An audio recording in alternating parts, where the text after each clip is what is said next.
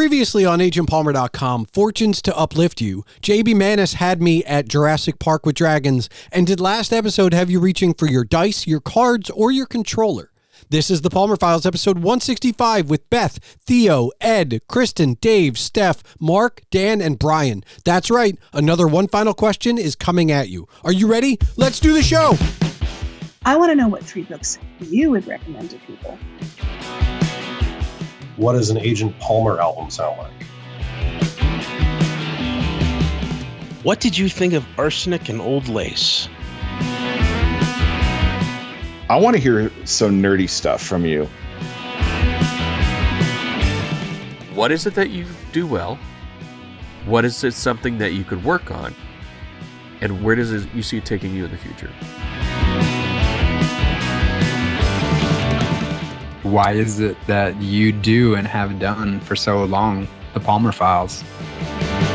Hello and welcome to the Palmer Files. I'm your host, Jason Stershics, also known as Agent Palmer, and on this 165th episode are Beth, Theo, Ed, Kristen, Dave, Stef, Mark, Dan, and Brian. This is One Final Question, Volume 6, spanning episodes 126 through 150, conveniently picking up where Volume 5 left off.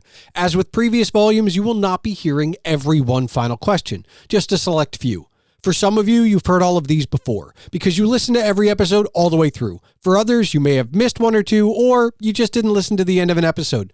No matter the reason, I encourage you to enjoy this trip through books and music, old movies and new experiences, talking nerdy, relationship origins, job searching, the always ubiquitous question of why, and of course, I double check my levels. But before we get going, remember that if you want to discuss this episode as you listen or afterward, you can find all links related to each of my guests and their related shows in the show notes. Don't forget you can see all of my writings and rantings on agentpalmer.com, and of course, email can be sent to thepalmerfiles@gmail.com. So without further ado, let's get into it. All right, Beth, you have one final question for me. I do. So you asked me what 3 books that I would recommend to people. Yes. Right? I want to know what 3 books you would recommend to people, because you're just as big a geek as I am. I knew this was, you know what, when I asked the question, I knew that. Okay. So, let's see. All right. I think I will say it would be easy for me to say, like, these are the authors I've been reading through, and like I'll pick one from each, but I don't want to do that because it feels too cheap. I will say, I have to look at my shelf. One of the books, one of the authors I've been reading through is Douglas Copeland, and okay. One of the smaller books he did. I don't remember the illustrator he worked with, but he did, and I did review this one on the blog. But he did a book called Highly Inappropriate Tales for Young People. And it is basically, I saw that on your blog. Yeah, it's basically a children's book for adults.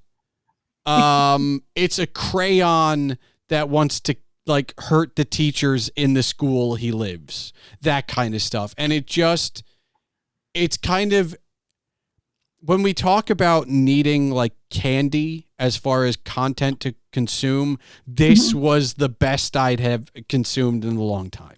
So that I'm going to go read it now. Yeah, that's right up my alley. It's an afternoon, but anybody who takes my suggestion to get that book, I really suggest that you treat it like a real book, and that you read one story a day. Let it simmer. I read it in an afternoon, and then I picked it up again because I was like, I want to read this again. It's fun. Just read like a story a day. Like, let it simmer. It's really good. That's okay. Yeah.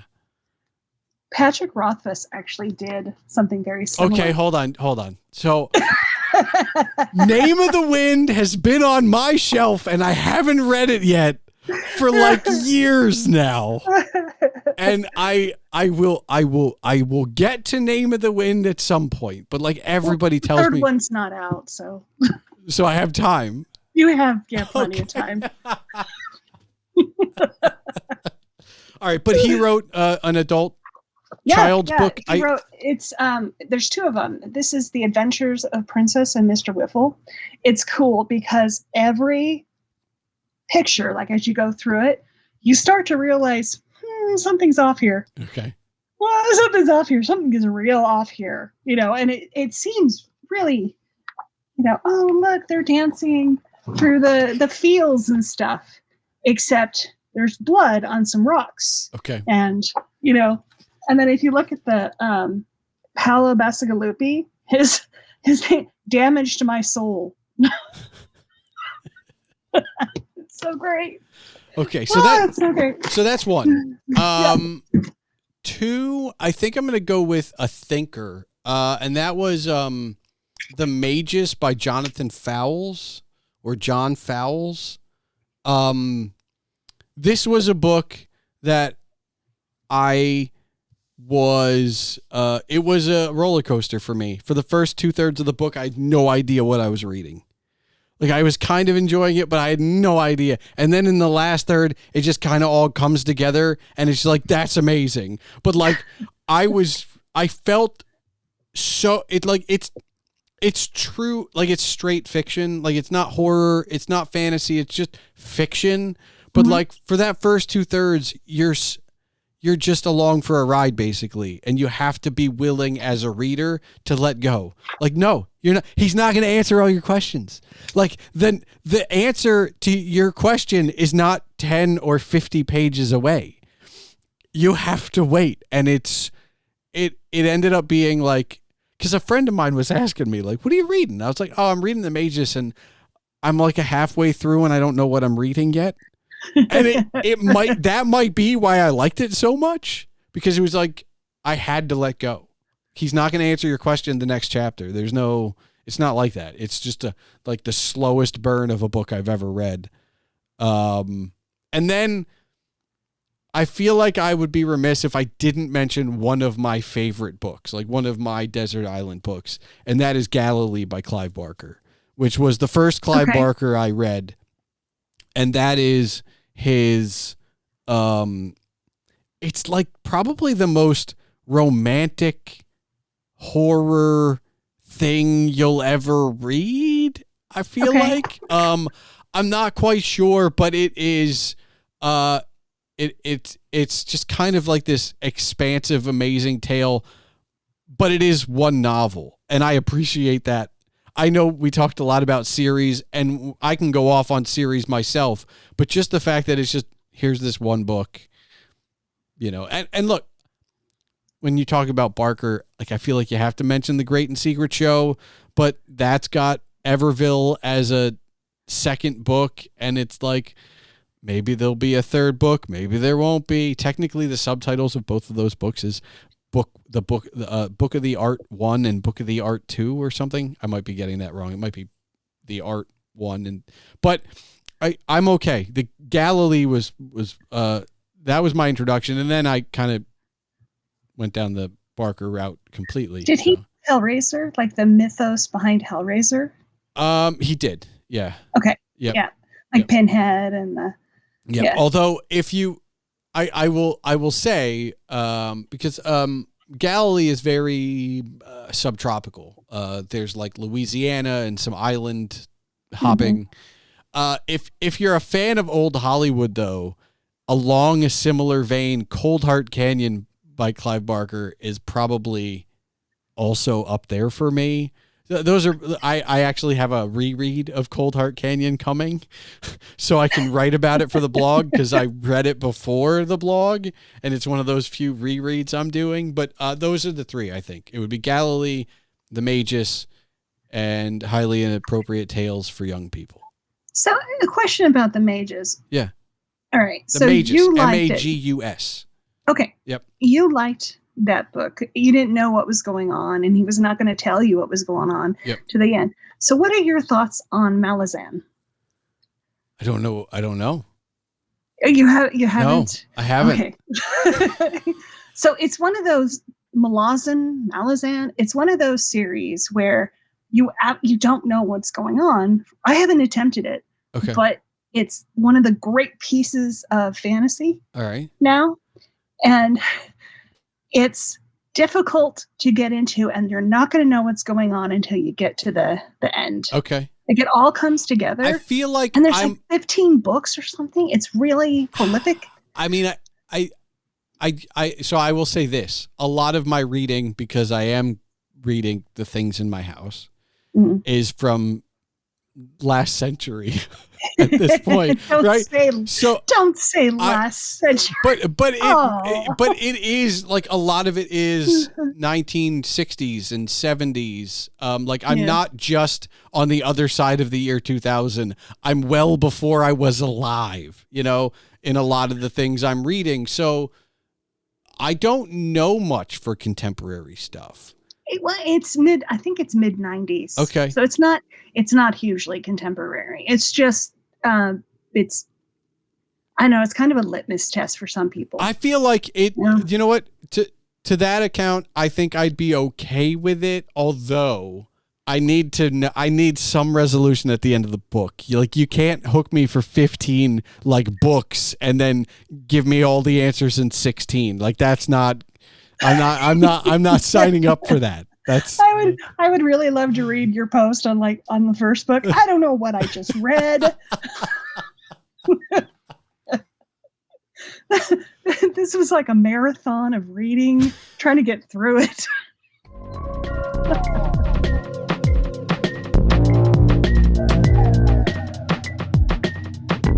Well, I mean, you mentioned that you have played music and you've recorded music and stuff, and you still have all these amps and stuff like that. So what does an Agent Palmer album sound like? Oh, I mean, I guess there's a few things. There's at least,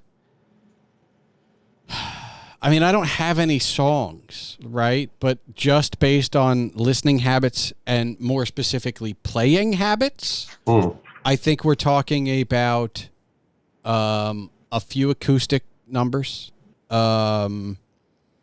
maybe some early Dylan, or I got a big band kick. I got a big kick for the band. So maybe a little bit like that.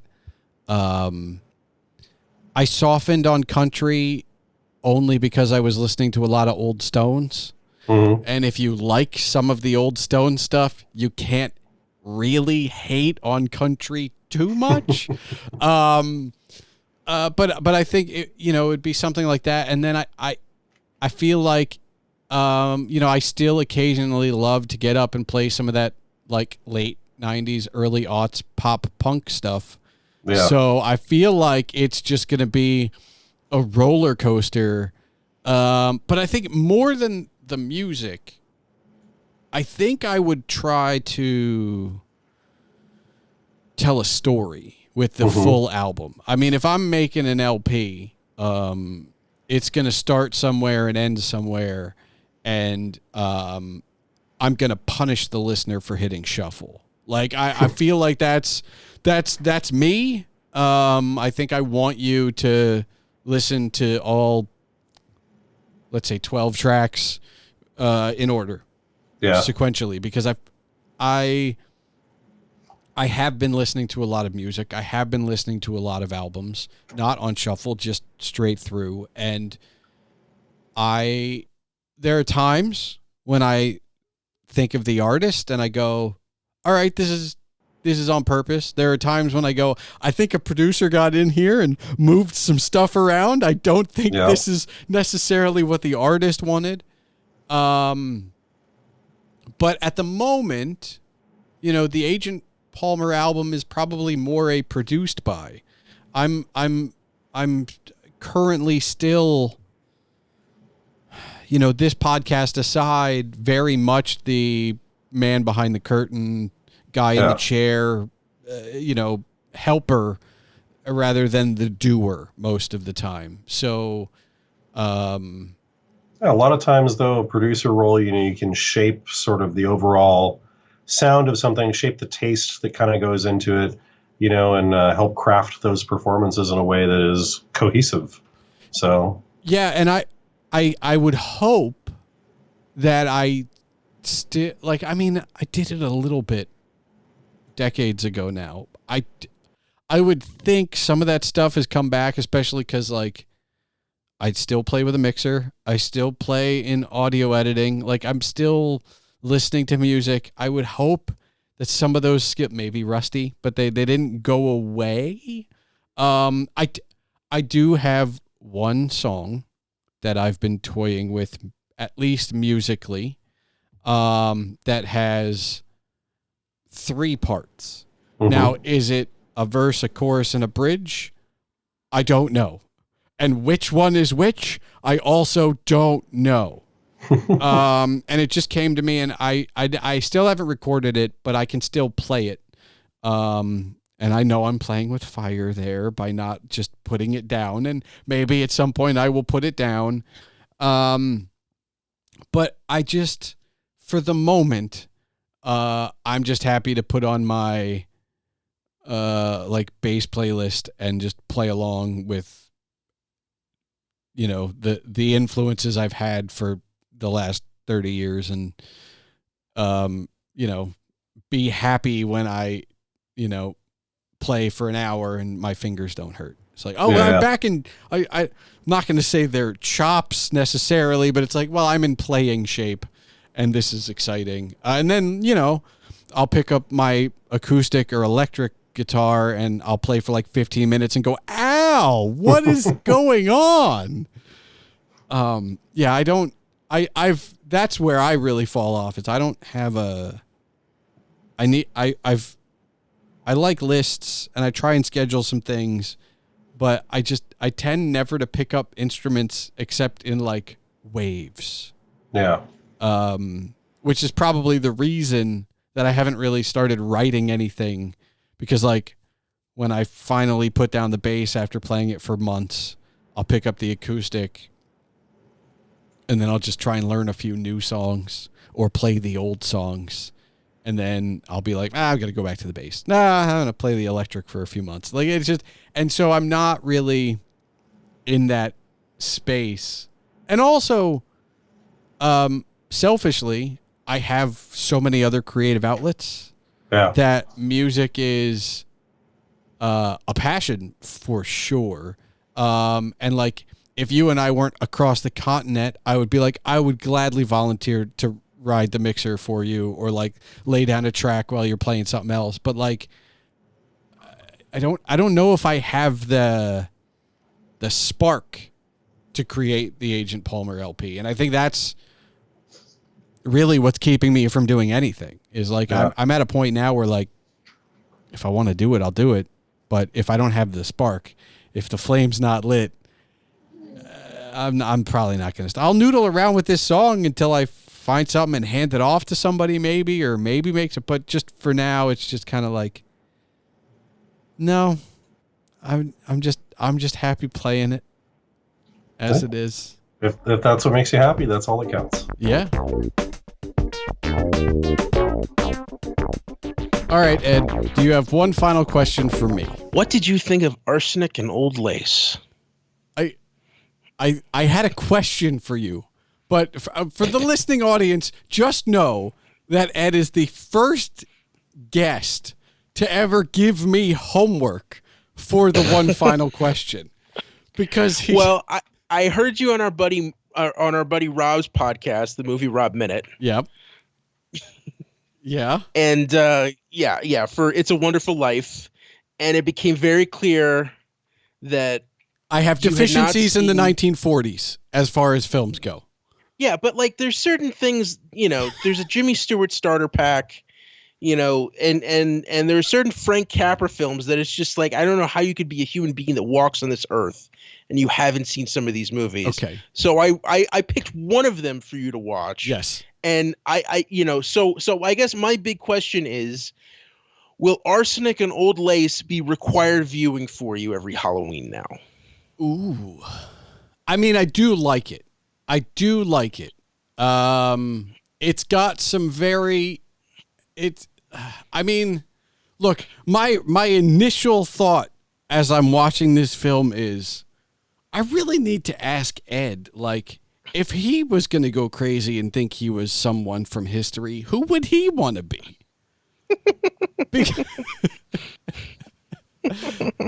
But I really liked it. I thought that I wasn't expecting the fourth wall breaking quite as much as you get, because you get a couple where he looks directly at the camera. He like just looks at you. Yes. And it's just like, oh, okay. And I love towards the end, the plot within the plot, where he's describing the play as the things are happening. Like my real thought about it is they don't make media like this anymore. Like it doesn't feel like that unique of a concept, and yet I haven't seen anything like this in the last 80 years. Not really. No.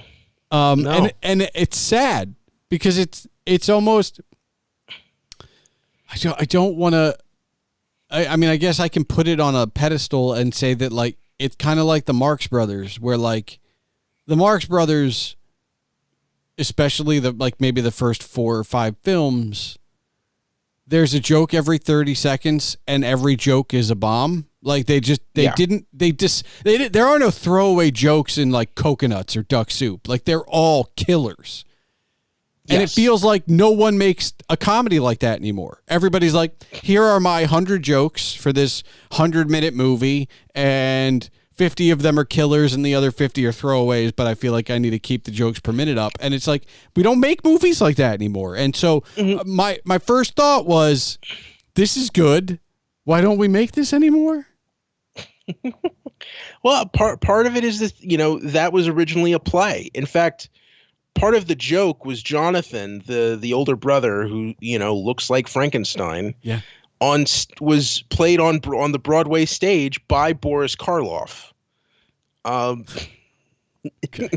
Also, in fact, they made this movie in 1940 and wouldn't let Karloff take time off from Broadway to be in the movie, and they waited 3 years before they released the movie. So, because for it to finish its run. Peter Lorre.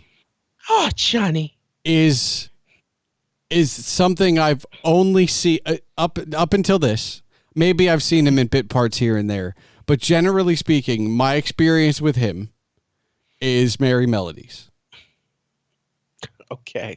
Because I don't know if he did his own voice, but they drew him to T in Merry Melodies. And so that was my experience with him. And so it's weird to see him not animated and not a caricature of himself. Well, it's that face and that voice. Yeah. It's a very distinct character. I mean, if you really want to trip, go see one of the last movies he made in Germany, which is called M, where he plays a serial killer, a serial child murderer. Okay. And that is a frightening performance. But when he came to America, I mean, he was a mainstay in a lot of Bogart movies. He's in Casablanca. He's in Maltese Falcon. But just like, yeah, I guess my question for you would be, why there are other Capra movies that I haven't seen. So what makes that one so stand out? To me, it's the funniest. Okay. And I think it's the funniest. A lot of his stuff, especially like Mr. Smith Goes to Washington or Mr. Deeds Goes to Town, I feel like there's a moral that gets wrapped up in there. And Arsenic and Old Lace is just pure comedic fun. And even to the point where Cary Grant is actually not happy with his performance because he thinks it's too over the top. But I think it's perfect. I think his facial expressions are never better. Although it took me aback. The looking down the barrel of the camera. I think he only does it twice. But just the fact that it happens, it's just like I expect that from Axel Foley. I don't expect that from Cary Grant, right? Like if someone Okay, that's you know. Or even just opening the cabinet, closing it. Yeah, it's Just look. it's a very good study in like simple comedy. Like it's Yes. not dumb comedy either, but it's just simple. Well, also like the Marx Brothers movies that you were talking about before. Do you know how they? Yeah, those how were they plays would- first. I mean, they honed their craft like on the vaudeville stages, basically, and went, these are the jokes all that worked. Let's put them in a movie. Well, also even after they'd started movies and weren't a stage act, they would take the movie out on the road before they shot it, and would plan. Okay, here's where the laugh is. Here's how long we have to wait before we start the next joke. Yeah, and that's why those movies are really built to be watched with an audience, and no studio is going to allow you the time or the care and no director is even going to think to try to do that. No, not anymore. For a modern comedy. Not anymore. So I guess the question is, who would you be? Would you want to be a former president?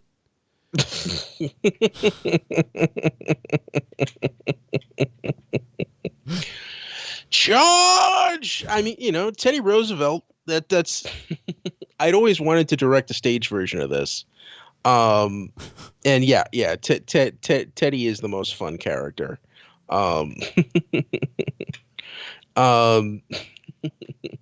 Yeah, I guess. But to me, it's this movie is required viewing, and I would say every Halloween I try to watch either that or Abbott and Costello meets Frankenstein, one of the two. Okay. You know, if you're not knee deep in an 80s slasher movie marathon. I was always partial to doing like the Evil Dead, and then you have to mix it up. So I always threw in like Dead Alive or whatever the heck it's. I don't remember what it was originally called, but Peter Jackson's, Dead Alive. Dead Alive. No, but there was another title for it as well. Okay. Which I know some people know it as, but that's. You know what? I would probably add this to the crop of things. I mean, the problem with Halloween is that you could, if you wanted to. Halloween maybe even more so than Christmas, have some of the best television specials as far as like made for the holiday episodes of TV. It might be the best holiday for that kind of stuff. Best and the worst.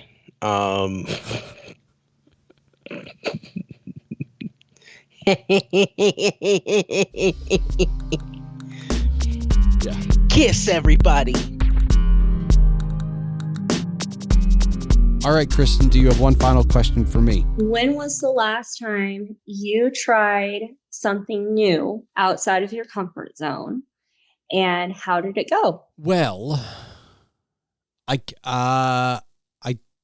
don't know what the answer to that is, because I read, I guess, outside of my comfort zone just by the nature of what's in my house.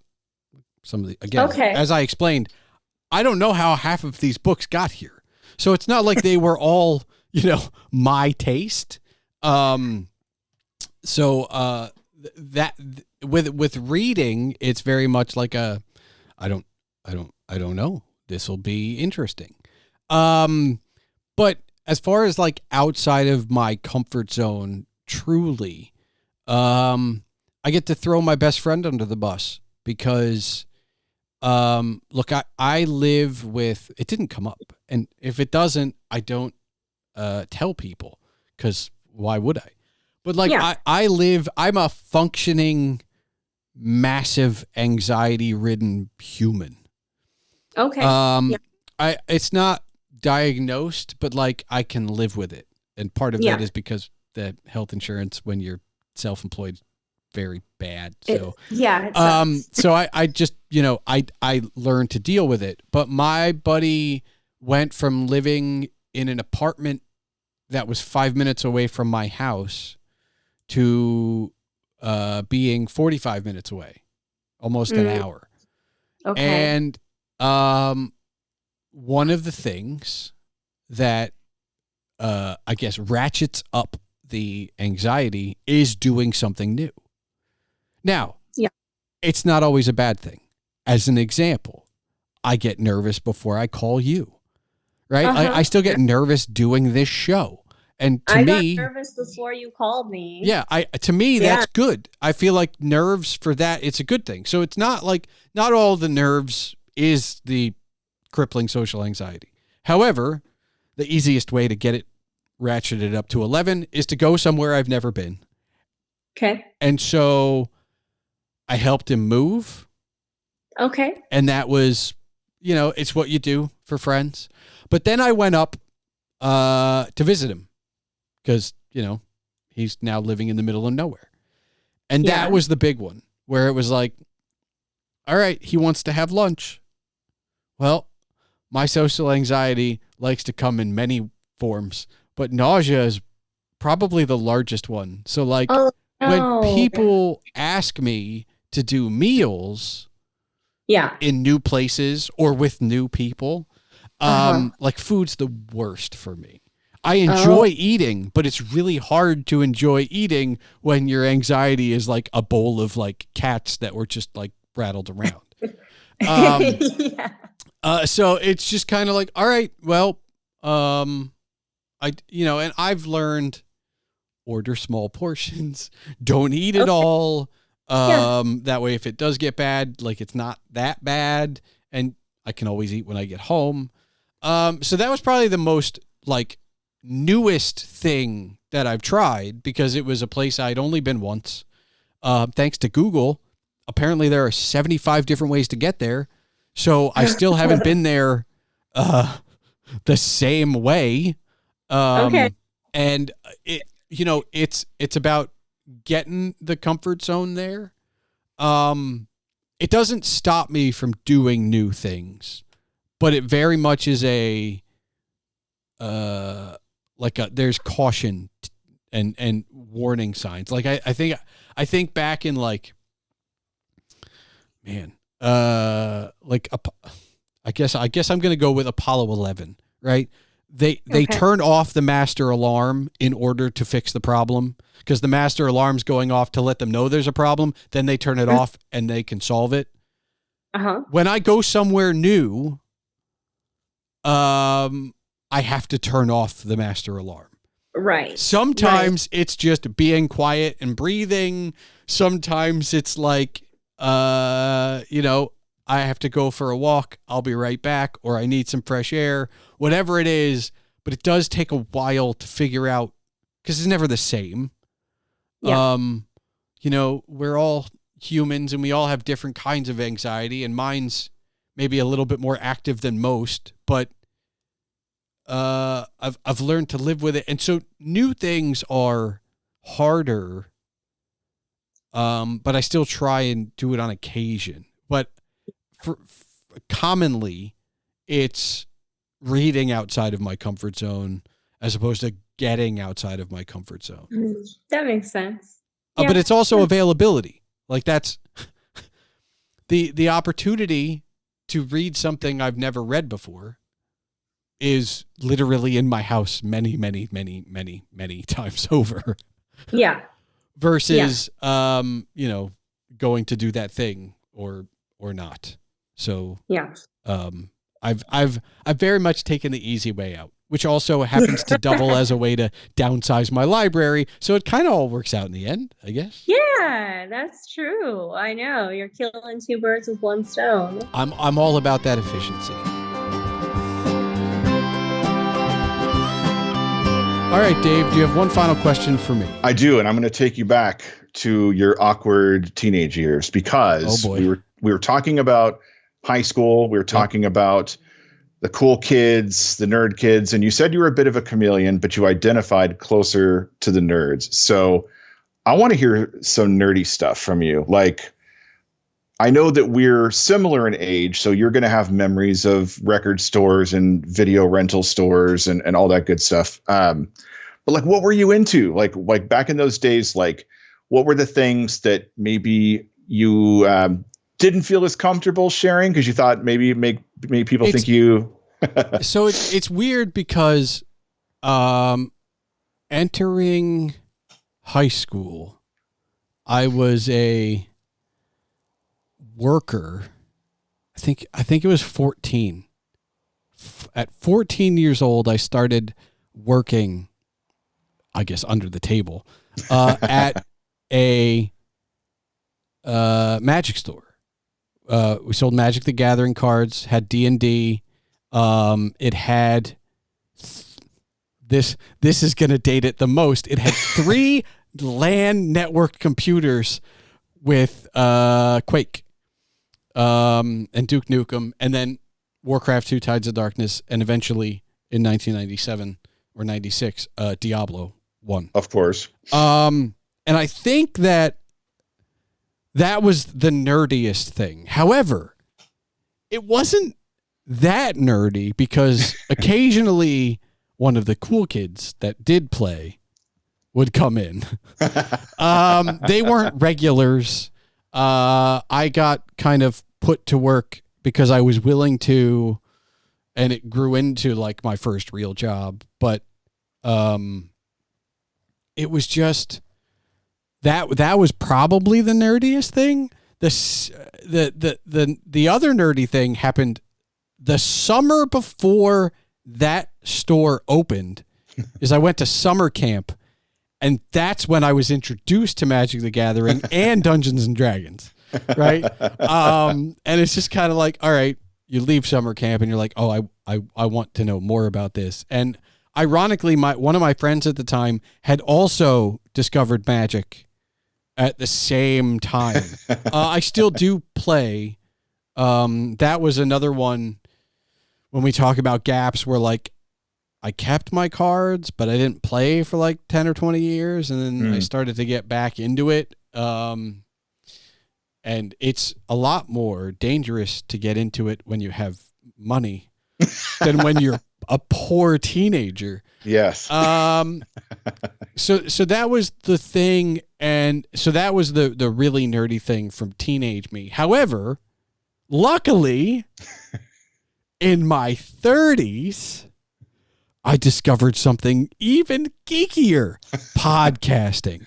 Yes. And that's the thing, right? Like at a certain point, I was the guy in the office always listening to something, but it wasn't music.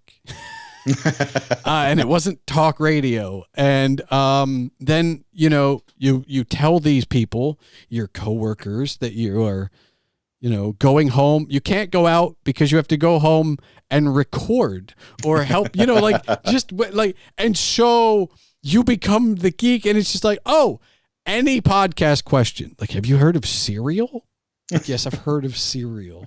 Or so when podcasting finally came to the masses, that's when people were like, oh, I know a guy. And ironically, that's what I get paid to do now because somebody knew a guy, and that was me. I was the guy. They were like, oh, I know a guy who's in the pod. Yeah, that's fine. And so I always find these kind of geeky things. I think, is Post Malone being a Magic player really bringing it into the forefront? Probably not, but it's not nearly as geeky as it used to be. Yeah. And is Dungeons and Dragons being a movie that did fairly well, making it mainstream? I don't know, but Game of Thrones kind of opened the door up to like fantasy, and Tolkien was taken away from just the geek crowd with Peter Jackson's trilogy. So it almost feels like my music is now the geekiest thing I've got. But I will always identify as an outsider. I think maybe it's not so much geek, nerd, or anything. I always feel like an outsider. Like the Threads community you talk about for music, or maybe like a small podcasting community here and there. It's not like I don't feel I belong anywhere. But as the society as a whole, I always tend to feel like an outsider. And I think, to go back to your question, it goes back to high school. Where like I can definitely talk to and interact with anyone, but I want to hang out with the outsiders. Right. I don't want to hang out with the cool kids. I want to do what those guys are doing over there with that geeky thing or whatever. And I don't know where that comes from. I don't know if it's, I could have easily had best friends that were something else. Mm-hmm. The ones that I ended up gravitating towards were the ones I ended up gravitating towards. But I don't know. I just feel like, I mean, the Magic Store, pretty geeky. I was in every band. Like when we talk about high school, right? Like I was in concert, marching, symphonic, jazz, and pep, right? And, occasionally played bass on the weekend with some friends, right? Like I was very much that music kid. But I was a cross country runner. Probably the geekiest of all athletic endeavors, right? Like, I mean, I've worn it pretty well, and I've had glasses since I was in 3rd grade. So I don't know. It's just kind of, on a flat surface, even a marble will come to rest. I will always come to rest with the outcast. It's just, I don't know. It feels more comfortable out here, I guess. I don't know. I'm not sure. And I don't know how I got here either. That's the other thing. Like I can make all these points, but I can still talk to the other people. I don't want to. Sure.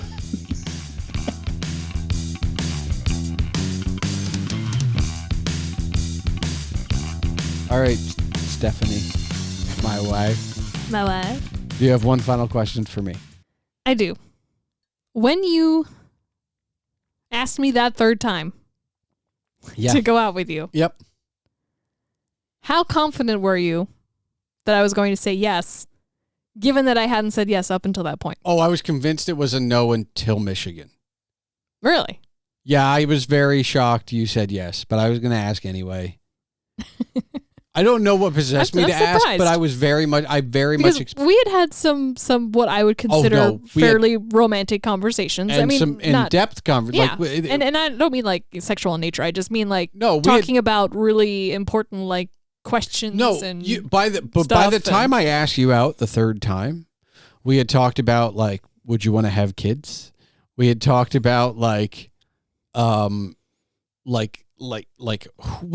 we had those deep, what I call college conversations. Mm-hmm. Yeah. What do you think about the universe and the things that are in it? Yep. But we had also talked about kids, and we had talked about family, and we had talked about all that. So all that's already, I'm not saying we still had things to learn, but like we knew each other. But I asked full well knowing that the answer was probably still no until we meet in Michigan. Okay. But I asked anyway. Yeah. Because at the time, you do that. You just try. Why not? Why not?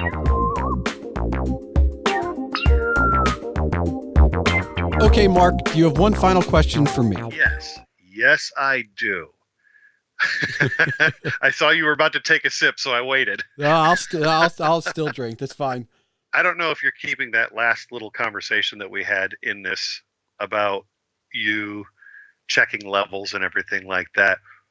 What was the deciding factor that made it so that you needed to do that? Was it one of those things where you didn't check properly and you went the whole show and realized, oh, I think I made a mistake? Or was it one of those where it's like, I started off that way because that just seemed like the right thing to do? So I did cut it out. So what Mark's referring to is I told him that we were joking about having not hit record. And I said that I hit record before I start the call because the pre-show, hey, how you doing, banter is when I check my levels. I think it started, I think it goes back to 15-year-old me. Because 15-year-old me with a Tascam Porta Studio and a bunch of friends trying to become rock stars. We were never that good, but like that's what it was.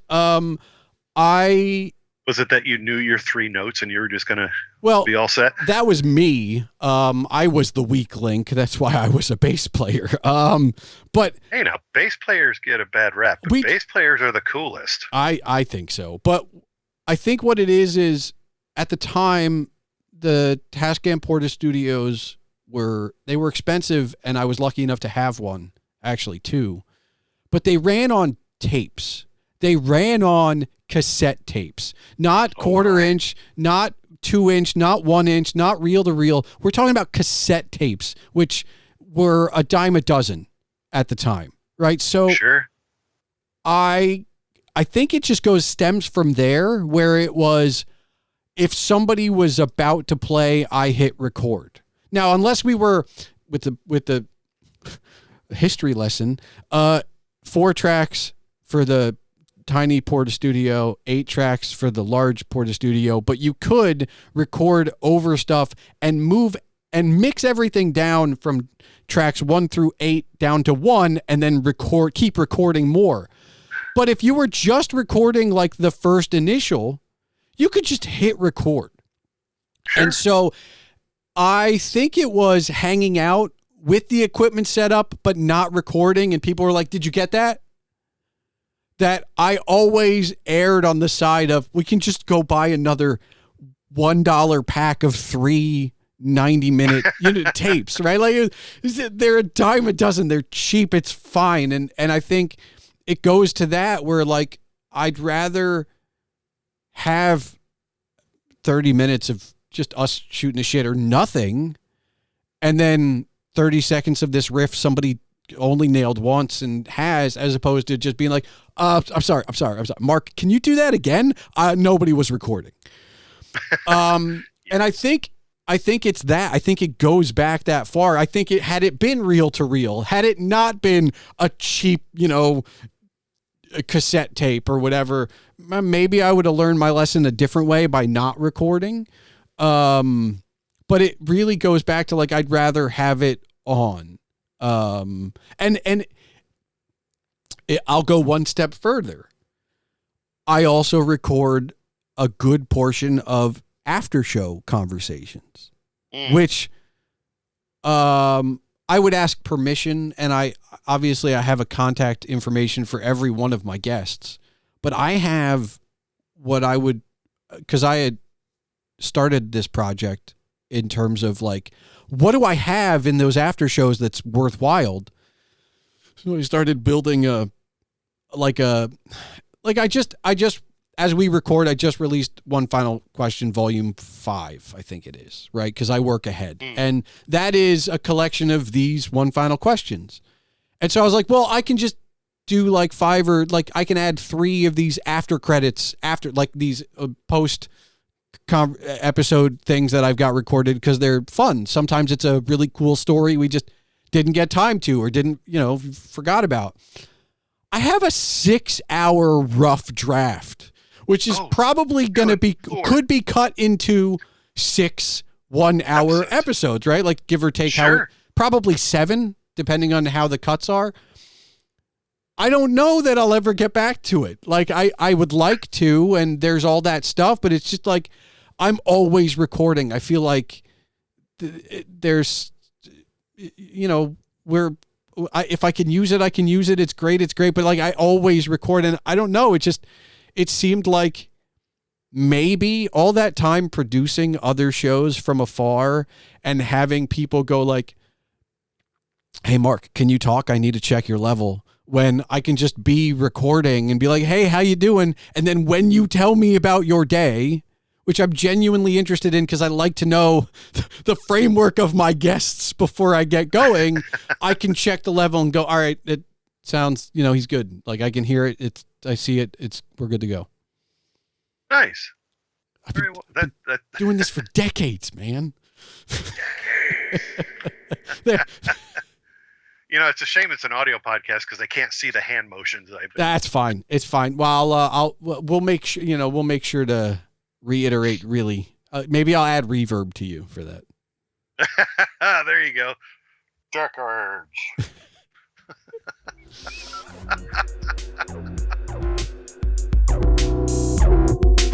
All right, Dan, do you have one final question for me?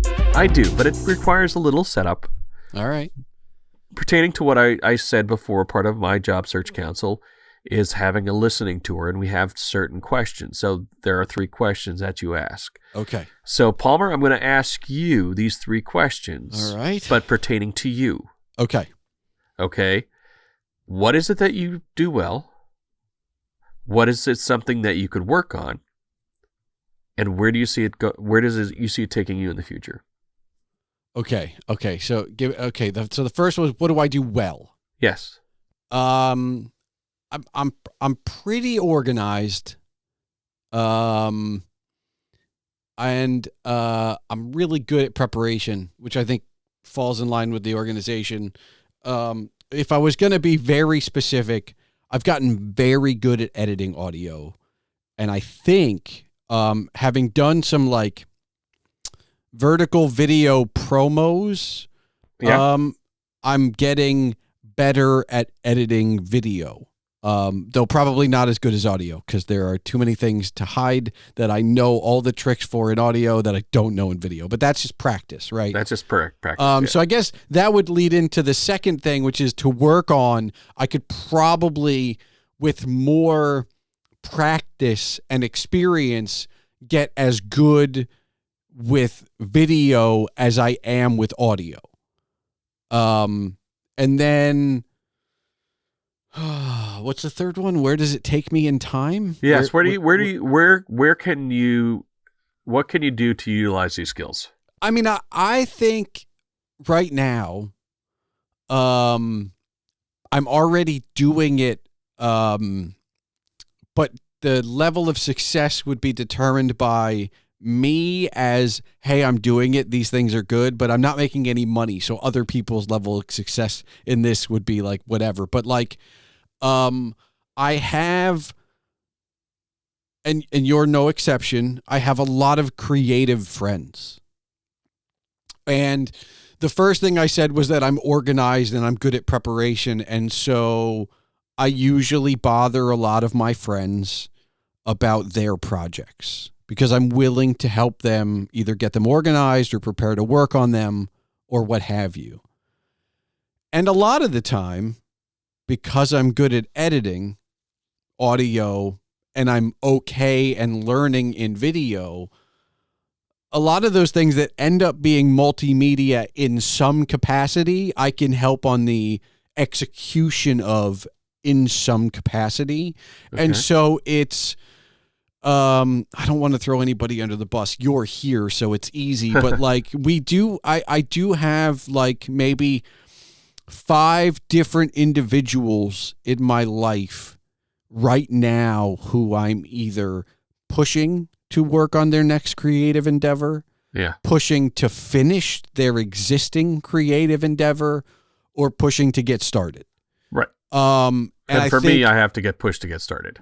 And so I feel like I'm, and you know what, to the same extent, myself. Like I have other creative pursuits beyond the blog and the podcast that I have slowly started to work on. Yeah. You know, I mentioned the video, or I've been mentioning the video for a bit because I've been working on it as I've been recording these last few episodes. So it's come up and I'm putting on it. There are other things in the works. Yeah. And it's tough when life gets in the way too, but you know, that's where the time management comes in. Part of it's time management, but if you go back 147, whatever, if you go back to the very beginning of this show and the pre-production of episodes 1, 2, and 3, and even the pre-production before I started the podcast. Yeah.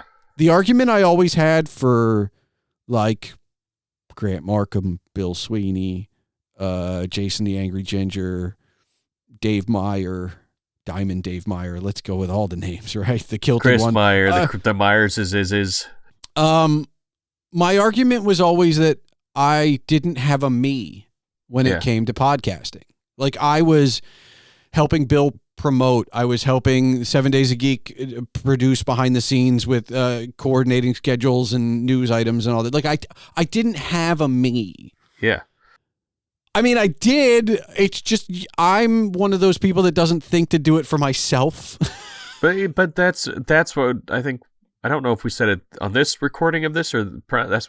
I am like the worst. I can help promote anybody. I could help promote. I am the biggest promoter, the biggest seller when it comes to things that I like, but I am horrible at promoting myself. Yeah, I mean we all are, but I think that's that next step, right? Like I have to do this for Dan, and I have to do this for those other people I won't throw under the bus at this time because I'm feeling nice, but I also have to do it for myself. Yeah.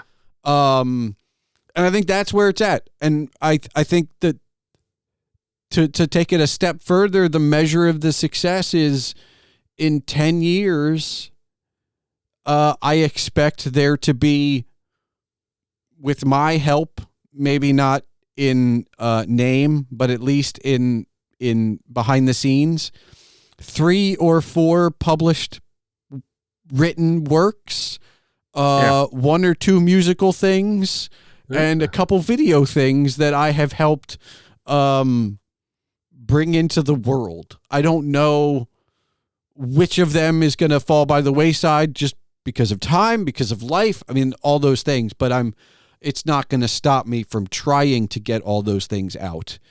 Some of them are mine and some of them are other people's. Yeah. I don't know. We'll see. But nobody ever asked that question in my interviews, Dan. So like, you know. Well, now I just did. Do I get the job? Yes, you do. You could be my producer. Nice. Sweet. Well, then we have to go so we can get to work.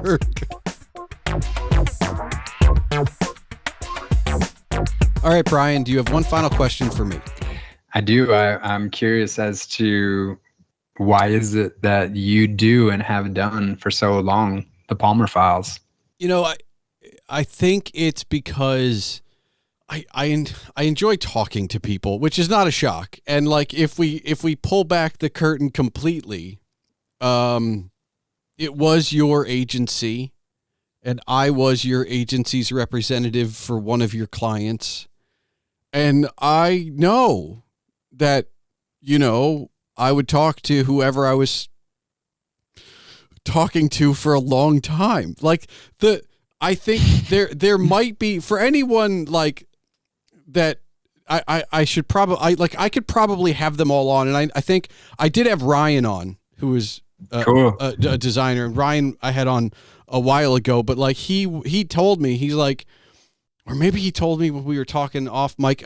The point is, the Palmer Files existed in 5 to 10 to 20 minute chunks on agency calls with your agency, with your designers and your programmers.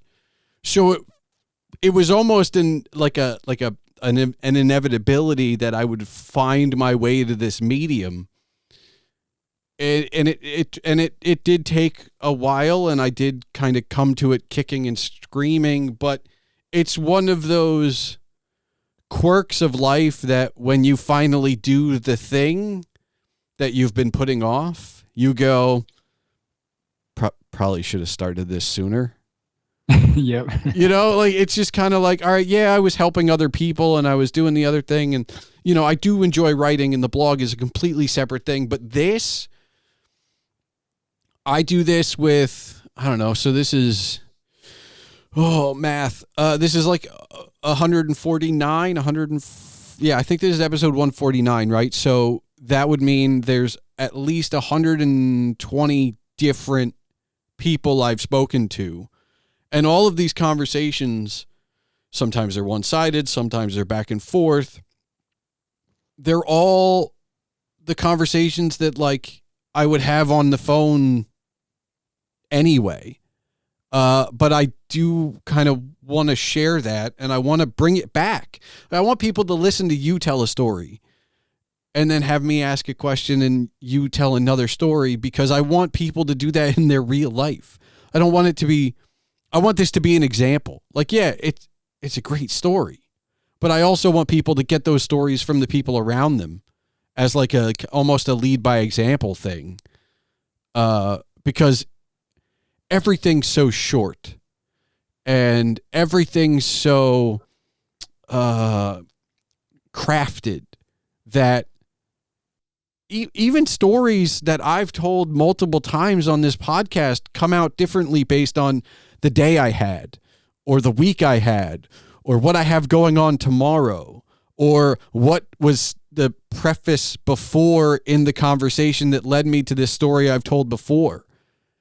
And all of those versions of that one story are just as valid as the next, but they're all different in subtle ways that are probably more important to the teller than the listener, but they're all important. And I think that's what keeps me coming back. That's what keeps me, hey, Brian, what's going on? Like that's what keeps it up and, I don't know. It's what keeps me engaged in the process as well. And look, I'm an introvert, I think, only because like in a group of 100, I will find the one person I want to talk to. In an event, I'm not trying to work the room unless I have to. But yeah, I think it's just about telling our stories and listening to other people's stories. Because for me, it really just comes back to that. Well, you found your place in the world. I'd like to think so. I also feel like there's a part of me that's like, I feel like there's more, but I don't know what it is. So I'm just. What are you, a human? Am I? Shit, I don't know. Not sure if any of us are human. Well, we're definitely searching. And I think that's the other thing. Like I find myself, it's not discontented, but like, I read a book and then I read another because like the last one wasn't enough. It was good or I loved it, but like, there's got to be more, right? Gotta be more. And that's probably why I keep doing this, because like I'll have another person on next episode that whether it's you again or somebody new or somebody old or a repeat guest, it'll still be different. I don't know that we can ask for more.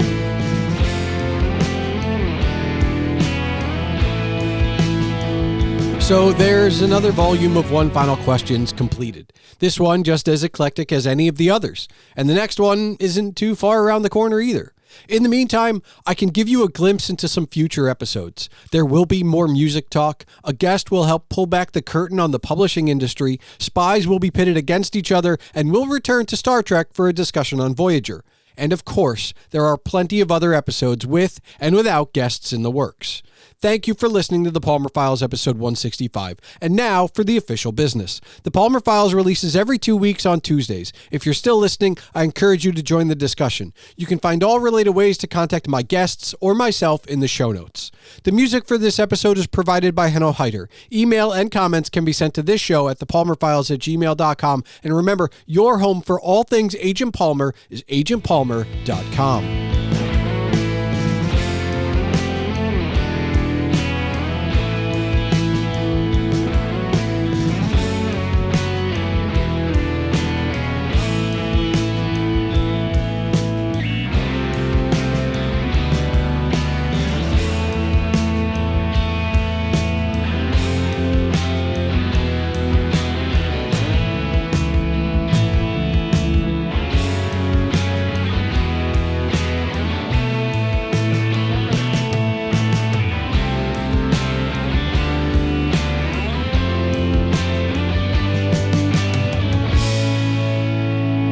As this is the last thing I'm putting out in 2025, at least last podcast, I figured I'd give you 3 media things from this year that I suggest you check out.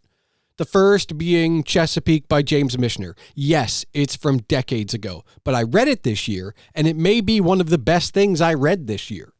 Tim Minchin's Time Machine is an album from this year that I really enjoyed, and you'll note that I am still discovering older albums daily, but I still occasionally stumble upon something from current releases, this being one of them. That covers a book and an album. We didn't watch too many movies this year, nor that much television, if I'm honest, but Stef and I did stumble upon a new creator that we follow on both YouTube and Nebula. That creator is one of my most watched creators of the year, so Downey Live is my video creator suggestion to you. Michael Downey hosts the channel and he travels, but it's not like a travel vlog. It's more inspiring you to do your own thing and travel at your own speed and try new things. Whether you can catch him on Nebula like we do or just on YouTube, I'm sure there's something in his catalog that will at least entertain you. As for me, you know what? It's been a good year. Obviously, there have been some big changes. Not that much has affected this podcast. Although, obviously, the topics and the perspective has changed a bit. I expect more of the same in 2026. Although, who knows? I just know that I'm happy that you're along for the ride, and I wish you the happiest of New Year's.